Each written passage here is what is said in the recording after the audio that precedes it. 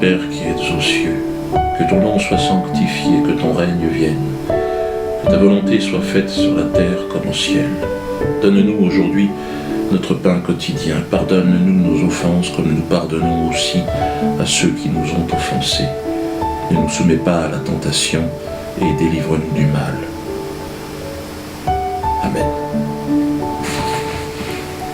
J'ai grandi dans la lumière de Jésus-Christ, donc évidemment mort en croix, croix de Jésus, et ressuscité bien sûr. Jésus est vivant. Mais alors où se cache-t-il? C'est la question qu'on est en train de se poser, parce que c'est peut-être le moment de ramener ta truffe, Jésus, parce que là c'est en train de péter dans tous les sens. Ça part en cacahuète. Alors Jésus a chassé les marchands du temple, d'accord, mais le problème c'est qu'il s'est tiré, eux ils sont revenus. Ils ont rasé le temple, ils ont construit une banque à la place. Alors on fait comment les mecs maintenant? Donc, je veux dire, maintenant, on est bien avancé, Jésus.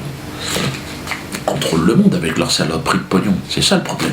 Et Jésus l'avait bien senti, mais bon, je sais qu'il va revenir. De toute façon, il n'est pas mort, il est ressuscité. Vous avez vu Hollande chez les marchands du temple il n'y a pas longtemps, en Terre Sainte, ils appellent ça.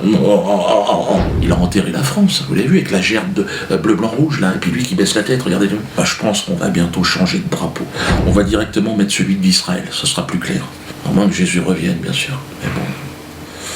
Bon, moi, en tout cas, vous savez, je suis dans le collimateur. Ça a été une semaine très riche. Bon, je les emmerde en face, mais là, la prière, pour vous donner juste un ordre d'idée, la prière que je viens de dire, le Notre Père, je peux très bien être, la LICRA peut me poursuivre, oui. Incitation à la haine. Merde. Mais comment Jésus était considéré comme antisémite.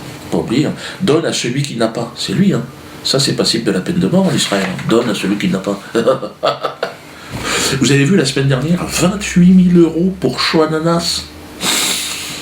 Ah, ça fait cher l'ananas.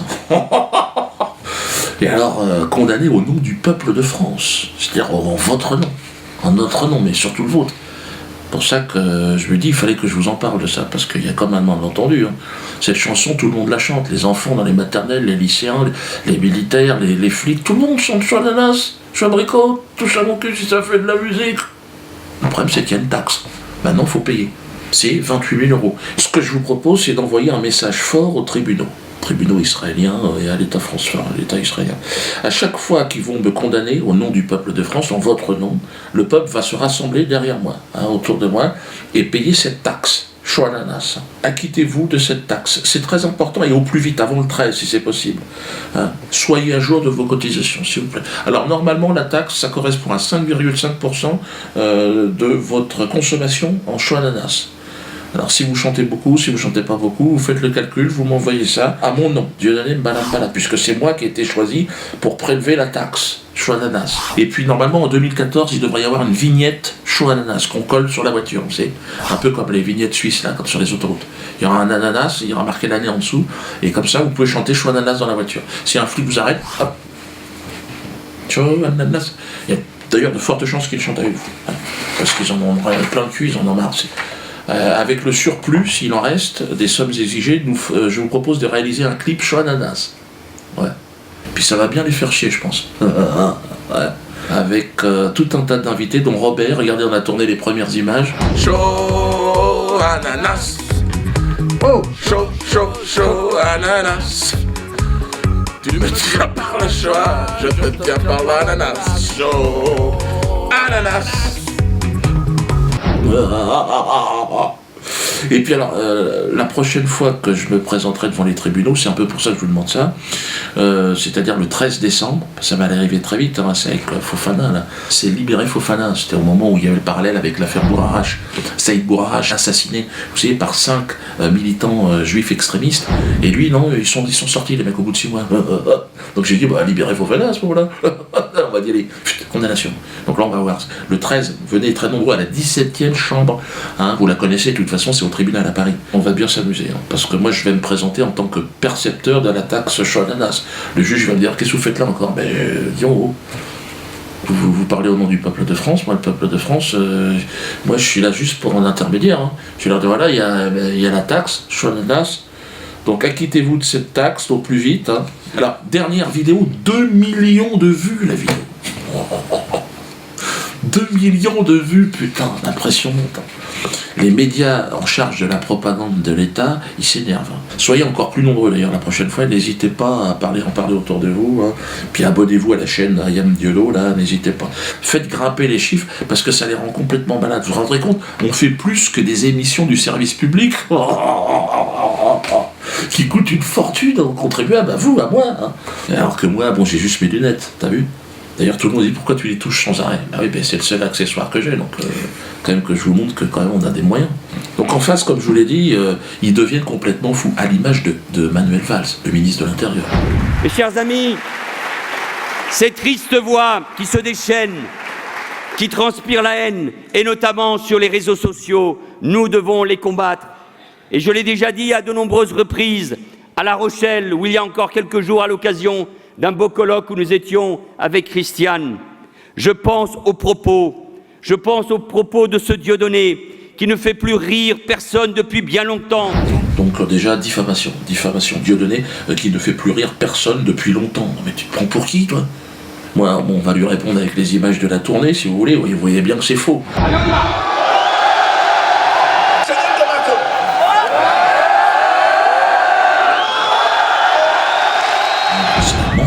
C'est un mensonge. Bien évidemment que je fais rire des gens, donc il ment. Et puis c'est une injure, parce que dire qu'un humoriste ne fait pas rire, vous vous rendez compte, c'est l'injure la plus terrible. Un mec qui fait pas rire, qui est pas drôle quand t'es humoriste, ouais, mais quand tu fais, raconte chez toi. Donc diffamation, injure. Donc, heureusement, le droit français est bien fait et prévoit que la victime d'une injure peut répondre. Hein. Spontanément, comme je vais le faire, c'est un genre de légitime défense qui est prévu par la loi. Ça s'appelle l'excuse de provocation. Il me provoque, laisse-moi faire. Donc je lui réponds. Donc je vais répondre à Manu, bon dans mon patois, hein, un petit peu de banlieusard, ferme ta gueule, connard, je te pisse à l'arrêt. Bon. Là évidemment c'est sur le coup de la colère que j'ai dit ça. Hein. Mais de manière plus raisonnée et dans un langage plus soutenu, j'ai envie de te dire, Manuel, vous n'avez pas les manières d'un gentilhomme. Aussi, sachez que si nos chemins se croisent, je n'hésiterai pas à vous gifler, séance tenante, à moins que, dans un sursaut d'honneur, vous ne décidiez de prendre contact avec mes témoins. Sachez que je serai votre homme. Je ne vous salue pas. Donc mes deux témoins vont apparaître. J'ai choisi le couple Germain Gueff-Alfredo Stranieri. Hein, ils ont du temps libre, donc n'hésitez pas. Et nous devons le rappeler, ces groupes avaient et ont la nostalgie du pétainisme. On a l'impression que vous êtes proche sur cette photo. Disons, je suis le seul qui arrive de lui faire rire.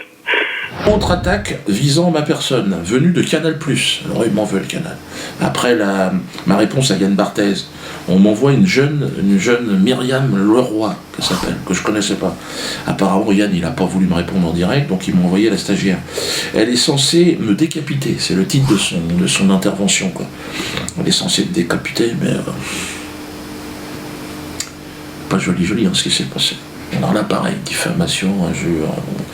Myriam, elle s'en prend même à Brigitte Bardot, à Louis-Ferdinand Céline.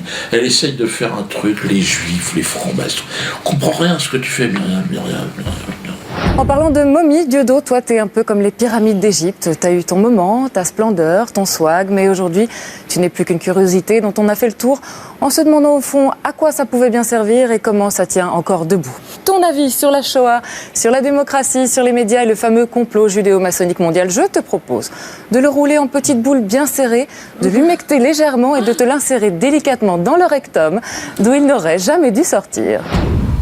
Qu'est-ce qu'on va faire de toi, Myriam ? T'es jeune, tu te rends pas compte.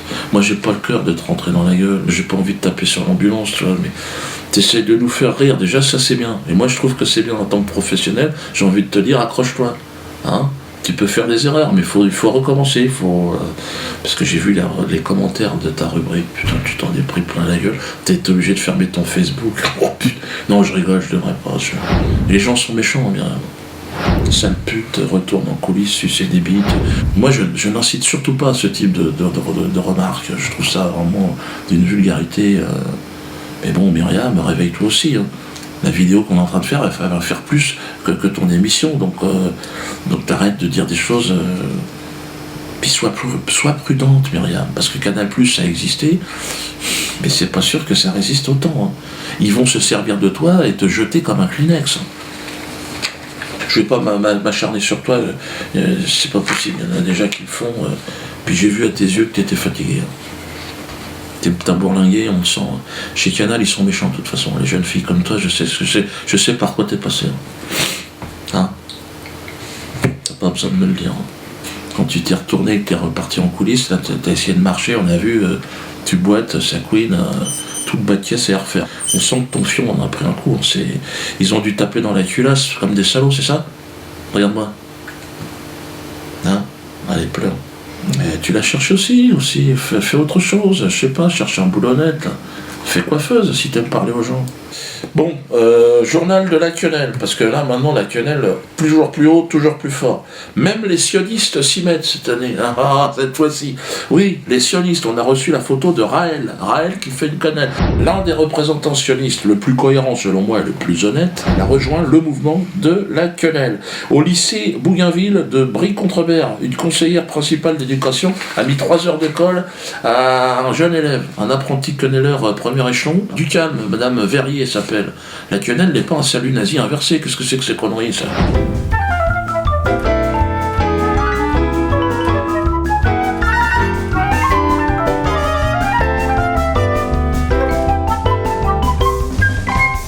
Il va y avoir un procès. De toute façon, on va porter plainte contre Jakubowicz, c'est pas normal. Alors, je le rappelle, le geste de la quenelle n'est ni politique ni sectaire. C'est un acte d'émancipation populaire. Alors pour ceux qui ne comprennent pas, la quenelle n'aspire pas au pouvoir. Non, elle nous en libère, ça n'a rien à voir, c'est l'inverse. Elle est non violente, la quenelle. Hein. Alors elle fait peur au pouvoir, évidemment. Alors Mamadou Sakho, c'est l'exemple. Mamadou Sakho, il a glissé une très très jolie quenelle, magnifique. Et il a reçu beaucoup de pression depuis. Alors ils l'ont obligé à répondre qu'il a été piégé sur son Twitter, mais ça n'a aucun sens. Mamadou, ça n'a aucun sens, je suis sûr que c'est pas lui qui l'a fait. J'attends de l'avoir au téléphone pour savoir exactement. C'est pas possible. Mamadou, tu t'es pas fait piéger. C'est pas comme ça. Ceux qui se font piéger par la quenelle, regarde, c'est François Hollande, oui, lui s'est fait piéger. Tiens, regardez, avec la jeune femme, voilà, Hollande, BHL, Valls s'est fait piéger. Il continue à le piéger, là. Toi, Mamadou, c'est celui qui fait la quenelle, il est pas piégé, c'est celui qui est à côté. Oui, non, je crois qu'il n'a pas compris, Mamadou, là. Hein? C'est un malentendu, là. Puis reste digne, Mamadou, je t'ai vu sur une vidéo, tu parlais de dignité et tout ça, c'est bien. Tiens, regarde. Non, pas celle où tu chiales, hein, l'autre, là, voilà, celle-là. Je m'excuse pour le geste que j'ai fait, mais je peux mais je peux pas non plus baisser mon froc. Voilà, ça c'est bien, ça. Puis t'es pas tout seul, Mamadou. Ouais, regarde l'équipe de France de basket. Ouais, ils sont venus au Théâtre de la Main d'Or juste avant toi. Et ils sont devenus champions d'Europe. En plus, la quenelle porte bonheur. Oui, parce qu'ils se libèrent, les mecs. Ouais, faites des quenelles. Mamadou, tu sais la meilleure réponse que t'as à leur faire à tous ces cons? Fais une quenelle. Renvoie-moi une quenelle. Je sais que tu vas le faire. Et tous les sportifs, envoyez-moi des quenelles. Qu'est-ce qu'ils peuvent te faire aujourd'hui, Mamadou? Ben oui, tu sais que t'es à la croisée d'un chemin. Hein. Tu peux choisir, soit je deviens Mohamed Ali, soit ma gloire. Donc c'est à toi de décider. Hein. J'ai rien contre ma gloire, hein, mais bon, si on pouvait éviter ce chemin-là, il faut pas être le gentil négro, tu vois, parce que ça sert à rien. Bon, c'est vrai que dans Mamadou, il y a le mot doux, mais t'as le droit d'être un petit peu plus ferme. Hein. Mama Ferme, je vais t'appeler Mama Ferme. Allez. Militaire, rendez-vous, donc ça sera le 14. Le 14. Samedi 14. Alors, militaire, musicien, donc pour le grande remise pas remise des quenelles. La remise des quenelles, c'est le 21 juin, je vous le rappelle. Il y a des nouvelles catégories. Il va y avoir une catégorie de quenelles masquées, hein, parce que si vous ne pouvez pas, évidemment, être reconnu, bon, mais vous pouvez quand même gagner une quenelle, donc vous pouvez concourir. On demande aussi à des musiciens de venir quand on fait les grands rassemblements le samedi à 18h au Théâtre de la Main d'Or. On a besoin de faire une petite mise en scène, on a besoin de musiciens et de chorégraphes, parce qu'il y a aujourd'hui un concours de chorégraphie de la quenelle, hein, qui a été lancé d'ailleurs justement à la maison, parce que bon, ils ont pas mal de temps là. J'ai mon équipe de atelier potache de la maison de Poissy, donc ils glissent des quenelles, et là on a tout un tas de chorégraphies de quenelles, on a des holas de quenelles, on a des quenelles en mouvement avec le bassin, avec la jambe, avec la tête, non, on a vraiment des belles choses, donc n'hésitez pas à vous tourner, à nous envoyer ça, on les lancera dans ce genre de... N'hésitez pas, hein. Dans toutes les interventions vidéo comme ça que je fais, on mettra maintenant systématiquement alors l'idée c'est de faire un geste, hein, une petite vidéo qui reprend vraiment le geste, vous nous l'envoyez et puis on va la diffuser. Eh bien, rendez-vous au Théâtre de la Main d'Or pour la pièce de théâtre aussi, hein, Le mariage pour tous. Venez, ça marche très fort et c'est vraiment très drôle. Alors je suis pas dedans, mais je l'ai écrit, je l'ai mis en scène et je suis assez content du résultat. Et puis pour le reste, Quenelle 274.